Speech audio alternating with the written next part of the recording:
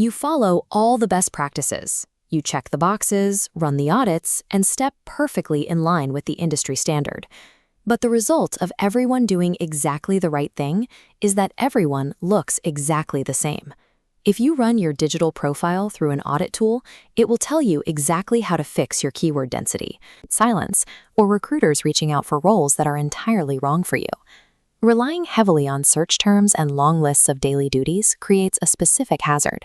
You end up with a page that scores 100% on a technical audit, but tells the reader absolutely nothing about your actual identity as a professional. For years, we treated these platforms as digital filing cabinets, places to stack past job titles, degrees, and certificates. Today, that real estate is an active space where visitors compare options and make hiring decisions in a matter of seconds. Technical optimization solves the machine's problem of categorizing your data. It does absolutely nothing to solve the human problem of why someone should choose you. Getting seen is a numbers game. Getting chosen requires dropping the technical tweaks and actively shaping your strategic position in the market. Look at this comparison table. A highly positioned profile needs to answer 3 immediate questions for the reader on the right side of the board before they lose interest and click away. When focusing on the left column, a standard technical profile answers what is your title, what are your tasks, and what are your metrics. This leaves the actual networking decision completely up to chance, hoping the reader can connect the dots themselves. Moving to the right column changes the dynamic. When you define your actual market role, the specific problem you solve, and why you are different from someone with the exact same resume, you make the choice obvious for the person reading it. Getting from the left side of that board to the right takes work. There are 5 specific adjustments you have to make to shift how your history is perceived. If someone lands on your page and cannot instantly articulate why they should remember you, you are facing a failure of position. The first step is rewriting your headline. It needs to stop acting as a static job title and start working as an active proposal. This graphic shows the breakdown. At the top is a standard title. On the bottom, we build a working proposal, specific result, target audience, and operational method. You sacrifice generic search queries to lock in the immediate attention of a motivated decision maker. Once they click through, you have about 3 seconds in the About section to keep them. That is the most valuable real estate you own. Step 2 is dropping the chronological summary of your career. Instead, open with a definitive statement about the state of your industry. Give them your specific point of view on how the work should be done. Taking a firm stance immediately introduces narrative tension. A potential partner stops scanning for keywords and starts evaluating your industry perspective. You will absolutely lose people who disagree with your premise. That is the point. The ones who agree will read the rest of your page with serious intent. The way you set up these 2 sections dictates everything that follows. It is the difference between being evaluated as another candidate in the pile and being read as an authority in the field. Step 3 moves us down to your experience section.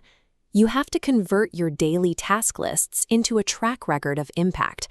It requires aggressively stripping away the routine administrative details to expose the sharp, highly valuable outcomes of your work.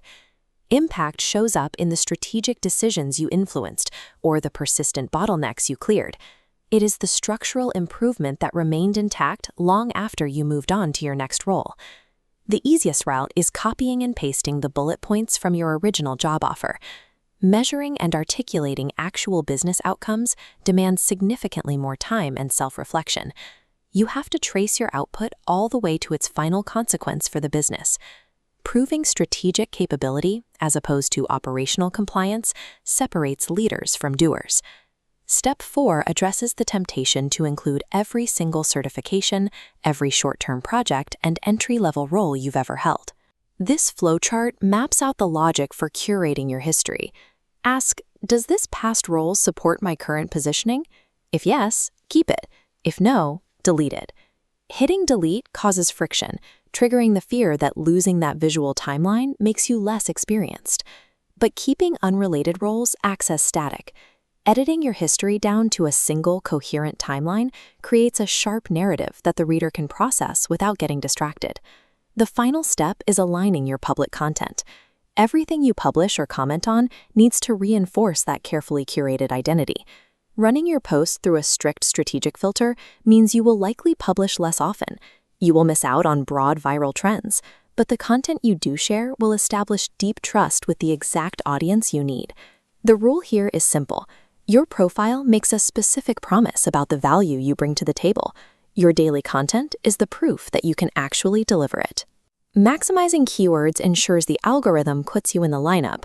Strategic positioning ensures the human on the other side actually selects you.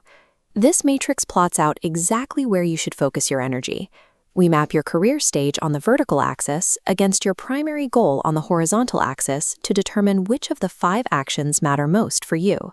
If you are early in your career, you still need keywords to break initial filters, but to outpace peers with the exact same degree, you must implement an active headline and shift your experience section from tasks to impact. If you are mid-career and pivoting industries, your mandate is ruthless curation. You have to let go of the past identity that no longer serves you to convince a new sector that your skills transfer over. If you are a senior expert, you need to focus on the About section hook and aligned content. You have the track record. Now you must stop listing your qualifications and start declaring your thesis on the industry. You are choosing between 2 paths. You can take the perceived safety of a comprehensive, keyword-heavy profile that offends no one, or you can take on the friction of a highly curated identity that demands attention. Look at your page right now. Ask yourself if you are looking at a passive log of where you have been or an active pitch for where you are going next. The real work involves choosing your target audience. Are you building for the machine that filters data?